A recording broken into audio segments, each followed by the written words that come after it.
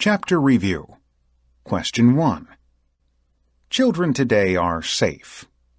Their only worries consist of fights with their parents, going to school, and dealing with the list of activities that they're signed up for.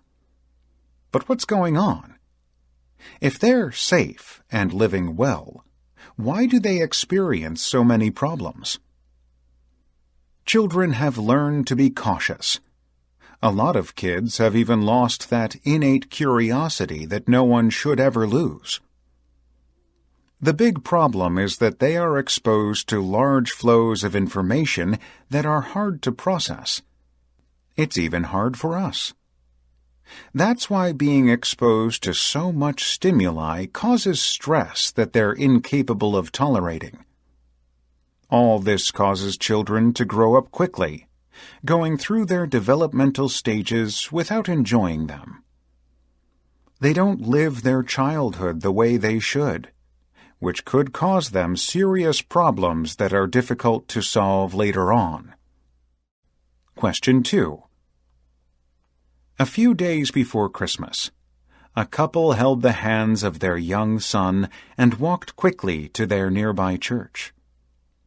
But the boy pulled back a bit, slowed, and came to an abrupt halt. "Santa," he whispered. "Santa!" The 4-year-old broke free of his parents' grasp and ran toward an elderly gentleman with a long, flowing white beard. Tugging on the stranger's coat-tail, the youngster begged, "Santa, will you bring me a teddy bear for Christmas?"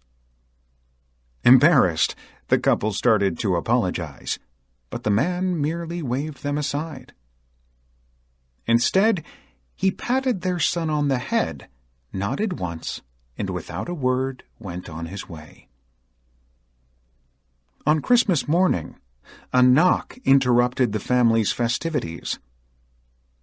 In the doorway stood the old man holding out a large bear. "I didn't want the little fellow to be disappointed on his holiday," he explained with a smile, and turned to leave. At a loss, the couple could only say, "Thanks, and Merry Christmas to you, Rabbi." Question 3. Uncertainty and freedom are intertwined. College students cannot decide whether they appreciate the freedom they have or resent it. You may be free from daily supervision by parents, free to pick classes and a major, and free to set a professional course. But those choices seem so numerous and important that you may be frozen with fear. You might quickly retreat to conventional choices, like medical school, or depend on influential advisors, like your parents, before giving yourself a chance to figure it out. Try not to confuse the joys and privilege of free choice with the fears of uncertainty.